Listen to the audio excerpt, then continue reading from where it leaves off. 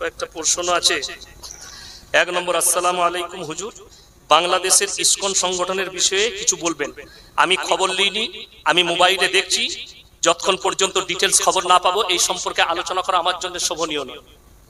হ্যাঁ, বাংলাদেশের ডাক্তার ইউনূস আপনার নজরে কেমন? আমি বলি যে বাংলাদেশ হোক আর মিশর হোক, কুয়েত হোক, কাতার হোক, আরব হোক, আমিরাত হোক আর ভারতের হোক, যিনি ইসলামের পক্ষে, কোরআনের পক্ষে, আমি তার পক্ষে। যদি কোরআন বিরোধী হয়, আল্লাহ বিরোধী হয়, রসুল বিরোধী হয়, তার পক্ষে আমি কোনোদিনই হতে পারবো না। যেমন বর্তমানে আপনারা দেখেছেন, আমাদের আলেম উলামারাও দেখছে। আমি সেদিনে রাত্রে দেখার পর আমার চোখের পানিতে মুখটা ভিজে গিয়েছিল, আমি রুমালের দ্বারা মুখ মুছলাম। সৌদি আরবের বাদশা সালমান প্রিন্স এ এক হারামের আওলাদ। যদি কোনো মৌলবি আমার সঙ্গে চ্যালেঞ্জ লাগে, আমি তার চ্যালেঞ্জকে অ্যাকসেপ্ট করতে রাজি আছি। আরবের রিয়াদে এমন একটা কনসেপ্ট হয়েছে, জানেন, জেনিফার লোপেজ বলে একটা মেয়ে, সে হচ্ছে পপ স্টার আমেরিকা। এই মেয়েটা স্টেজ শো করেছে সেখানে গানে, এবং স্ক্যানার যেটা দিয়েছে যেখানে ছবি উঠছে সেটা হচ্ছে কাবা ঘর। ওই কাবা ঘরের ন্যাংটো ছবিটা উঠছে, আর আরবের বাদশা এবং তাদের বংশধররা বসে হাততালি মারছে আর হাসছে। চ্যালেঞ্জ ছুড়ে বললাম, লেখে লেন, শুধু গাজা আর ফিলিস্তিন নয়, এই সৌদি আরবের এরকম চোখের পানি পড়বে, এদিকেও যুদ্ধে জড়াতে হবে। এই হারামখোরদেরও চোখের পানি পড়বে।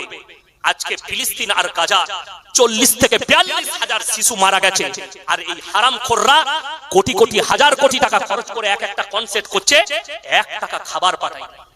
জানেন, একজন ভদ্র মহিলা বোরকা পরে বসে আছে, তার পাশে ছোট ছোট 3টে শিশু, 15 দিন খেতে পায়নি, সব ধ্বংস হয়ে গেছে। মিডিয়ার সামনে তার মা বলছে, যদি আল্লাহ মানুষের মাংস খাওয়া জায়েজ করত, আমি মা হয়ে বলছি আমার শরীরের মাংসগুলো কেটে রান্না করে আমার বাচ্চাদিকে খাওয়াতাম। আর এরা বসে এই ন্যাংটো নাচ দেখছে। এই আরবের বাদশা সালমান প্রিন্স হারামের আওলাদ, এই আরব দুনিয়ার জন্য বলার কারণে মুর্শিদাবাদে বাড়ি, আমাদের কাটওয়াই থাকে এক হারামের আওলাদ ডাক্তার, আমার বিরুদ্ধে বলেছিল। সে মনে করেছিল আমি পপুলারিটি পাবো। আজকে বর্তমানে এই বাংলাদেশ থেকে শুরু করে ভারতে যে বক্তা ইয়াসিনকে গালি দিতে পারবে, সেই বক্তাই ভাইরাল হয়।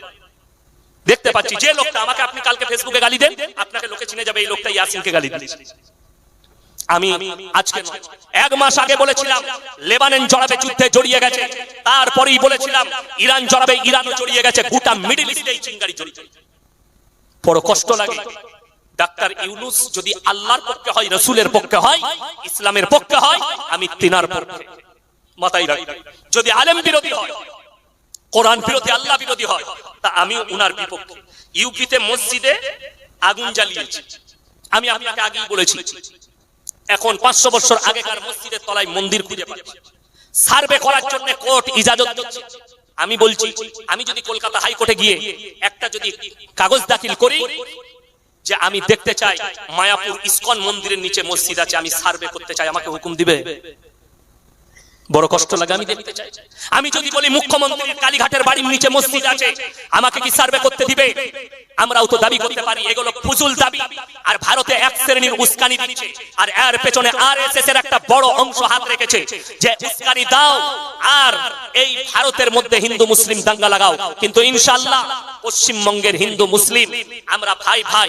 আমরা পড়েছি, আমরা এক বিনতে দুইটি কুসুম, হিন্দু মুসলমান।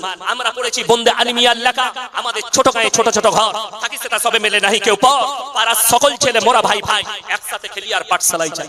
বিশ্বাস করবেন না, আমি যখন স্কুলে পড়ি, আমার একজন এক টেবিলের ক্লাস ফ্রেন্ড আছে, তার নাম হচ্ছে সুনীল দাস। কি বললাম?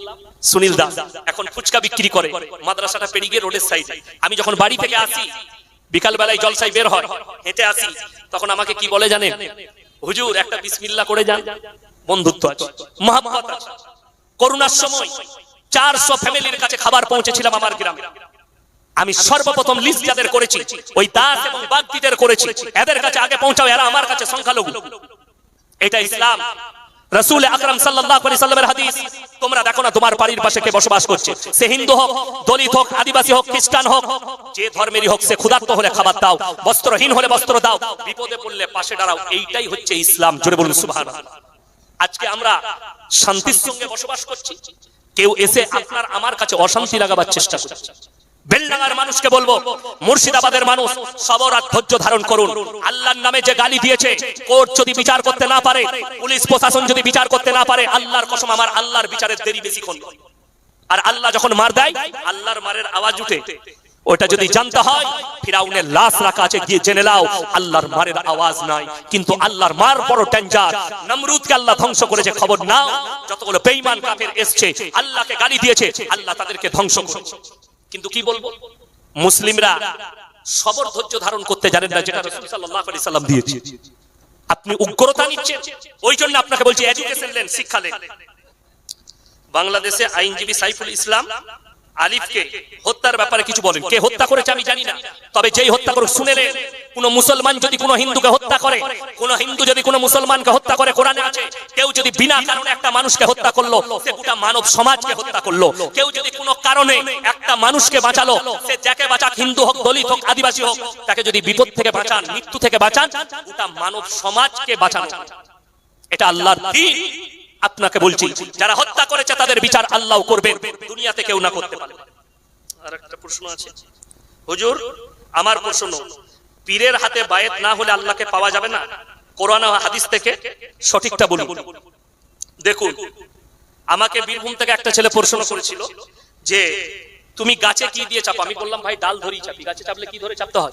কথা বলে না, ডাল ধরে।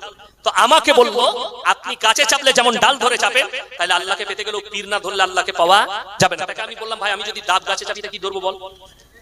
কথাটা বুঝতে পেরেছেন না পারেন?